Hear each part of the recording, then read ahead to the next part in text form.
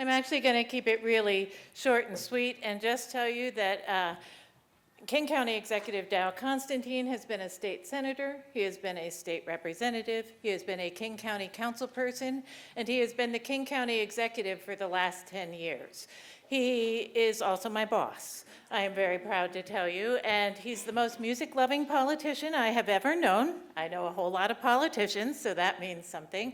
And he's also very much in demand right now as he's leading all the conversations and the work around our public health department and coronavirus. So without further ado, will you please join me in welcoming the Honorable King County Executive Dow Constantine to the stage.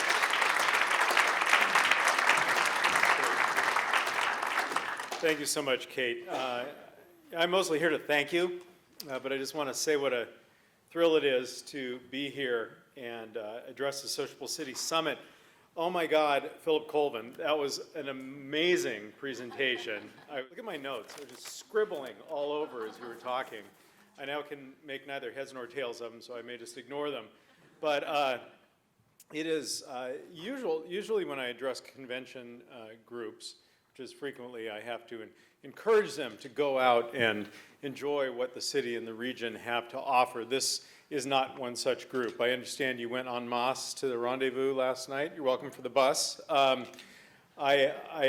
know that you share my passion for music and culture and nightlife, and I've been very fortunate to, on about my 6th try, be able to hire Kate Becker as our creative economy director to help make all my wild-eyed visions of us as a true region of culture come true.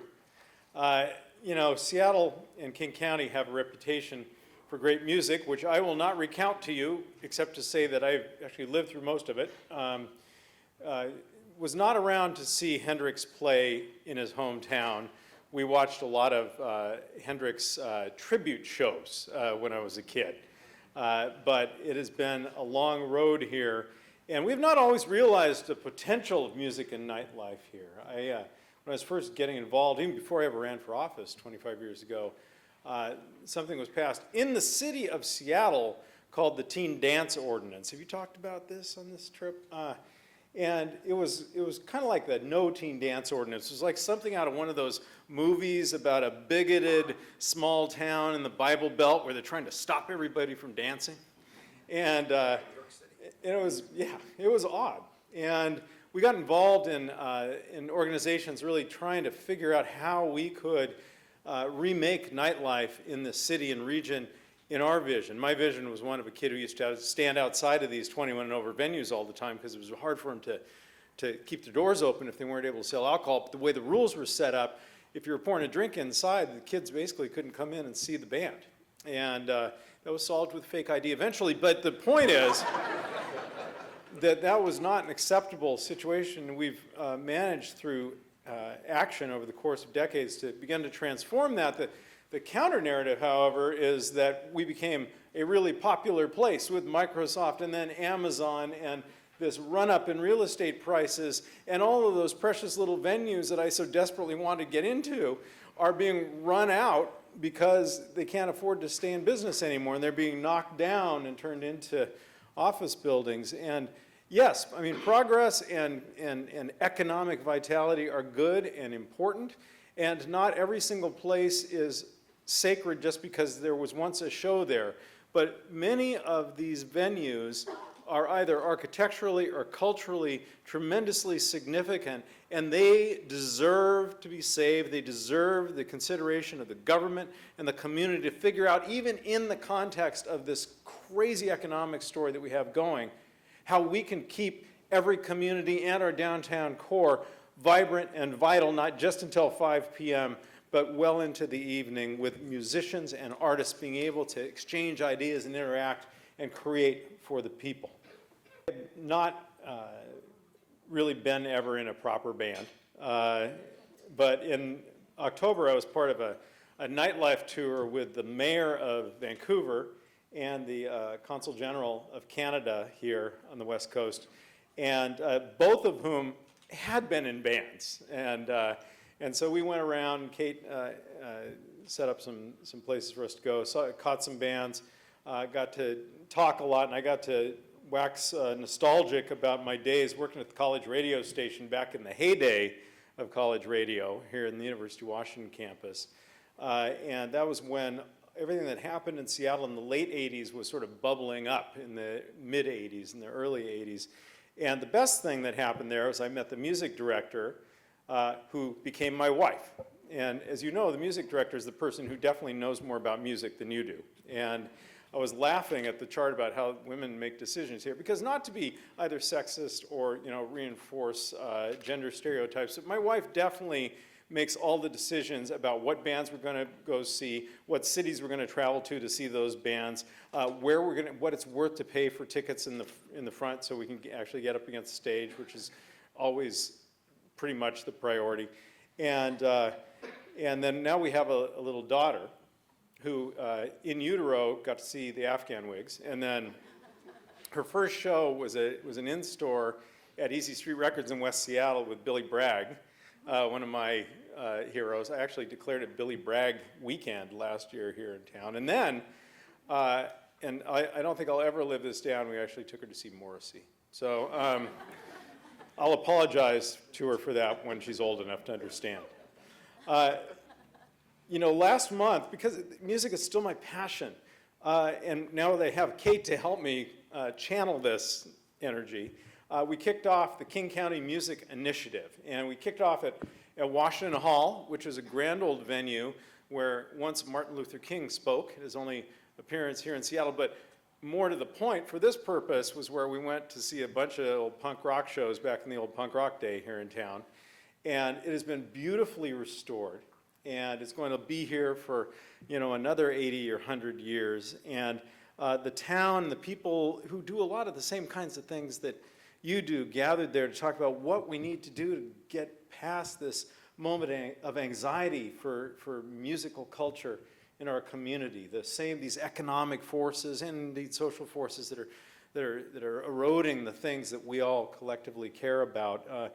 And you know, it is an exciting opportunity because people understand the challenge, and we do have the resources in this community, famously, I think, to be able to really do something significant to heal in that music and nightlife capacity. But we have to do the kinds of things that we were just hearing about in order to be successful. And it mirrors a similar effort we're taking on in film and video production. Seattle used to be a pretty significant center for film and video, and we lost some of that energy to other regions of the United States and to Vancouver, BC. I launched our King County Film Initiative at the R Diner from Twin Peaks, which is right up the road a piece in North Bend. And I got to actually serve up a slice of cherry pie and some damn fine coffee in my best Agent Cooper suit. And it was super cool. And I have to say that the film community here, which is still significant, is really rallying around the idea of us making the investments in the physical infrastructure and in the programmatic infrastructure to be able to bring enough consistent production here for people to be able to make a living and to build community and companies in filmmaking. And I've also had the opportunity really through Kate, even before she worked for me at the county, to be involved in the Music Safety Summit. This touches on some of the things were said at the end of the last presentation. It brings together promoters and first responders and harm reduction experts to make sure everyone can stay safe while having fun and making music. And we talked about some tough issues. This year, the growing availability of fentanyl as a recreational drug and how to set up medical tents at festivals and events. And previously, we focused on mass casualty events. That was kind of in the wake of the tragedy around the Eagles of Death Metal. And then there was a lot of talk around an entire presentation around preventing sexual assault in nightlife, both at the venue and with people leaving. And that's necessary work that I and many in our community are very proud of. I would be remiss, as I'm talking about safety, to not touch back on the issue of the novel coronavirus or COVID-19. We have, you read the news, so I don't have to tell you the whole thing, but we just announced several more confirmed infections. There have been 6 deaths in this region. That number is going to climb very significantly. And most of them are centered, just for your peace of mind, around a nursing home on the east side of Lake Washington. Almost all of this activity has, but not all of it, but has circled around that. It is going to spread very quickly. The people in the nursing home or the staff interact with their relatives or interact with their friends, and so it will go very quickly. But I need you to understand this, and I am not a medical expert. My medical degree is from the University of Washington School of Law, but this infection doesn't produce very severe symptoms in most people, in most healthy people. So it's possible this has been circulating in the community for quite a while without anyone really noticing it. For a small subset of people, people with compromised immune systems or the elderly, which they keep telling me in these press releases is 60, which I deny, but it can be very serious. And so when you're thinking about, if you operate a venue or if you have an organization, when you're thinking about what do I do when this gets to my region of the world, I mean, there are really, as I've been thinking about this, two issues. One is very zealously and early protecting those who are the most vulnerable, right? Whether it's keeping people from being at large public gatherings or allowing people to work remotely, whether they're younger people with compromised immune systems or whether they're people who are older than me. I think that it is very important that early on, and maybe even before we think it might be indicated by public health officials, we concern ourselves with making sure people are doing the basic things: hand washing, social distancing, which is not about being unpopular, it's about staying a certain distance away from folks. The rule of thumb is 6 feet, by the way, if you're in a group, so everybody slide back a little bit.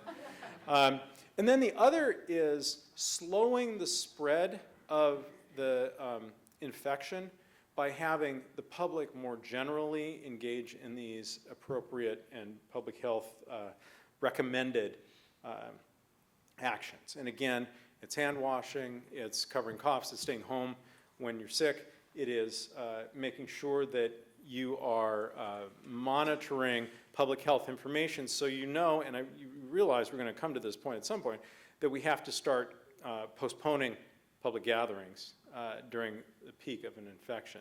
We're nowhere near that point now.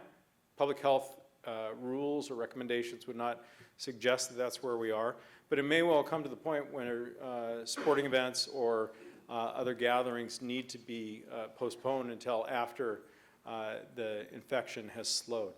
But in doing that, we slow down the rate of infection in the population, and that means that the health system is not overwhelmed, right? It means that there's more time for the medical community to develop treatments and a vaccine. It means ultimately that we're better able to protect those who are most vulnerable, because again, most people who get this will just have something that seems like a cold, right? And it is one of those things where the entire community has to participate. It cannot be just the government or just the hospitals or just the doctors doing this. It has to be everyone. And so those of you who have companies, those of you who have some control over venues and so forth, are going to be in a position to be able to affect the way in which this unfolds around the globe. Listen to your local health authorities and not me. I'm so glad that you could get together in the heart of King County and be here before this whole thing really gathers speed. You know how to navigate the complex and rapidly changing musical economy and culture. And we want folks, as I said, to be able to create and to share their creations with others and to exchange ideas and to express who we are as a community through music and art.